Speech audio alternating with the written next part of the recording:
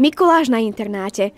Pod takýmto názvom sa niesla akcia, ktorá v sebe spájala Deň otvorených dverí v študentskom rozhlase Košice a mikulášsku nádielku pre študentov.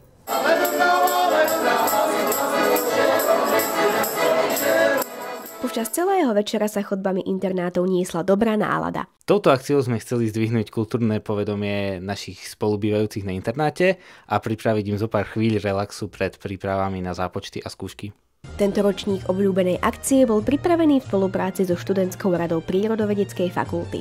Všetci návštevníci mali možnosť vidieť, ako prebieha vysielanie v rádiu. Tí odvážnejší si mohli aspoň na chvíľu sadnúť za mikrofón a stať sa moderátormi. Šťastné a veselé Vianoce! V Kamklube boli pre študentov pripravené rôzne súťažné aktivity. Chýbať nesmel ani povestný šturkáčsky punč. Je to super zábava a páči sa mi, že sa tu ľudia zabávajú, aj keď sa navzájom nepoznajú. Tohto roku Šturko oslavuje svoje 10. narodeniny.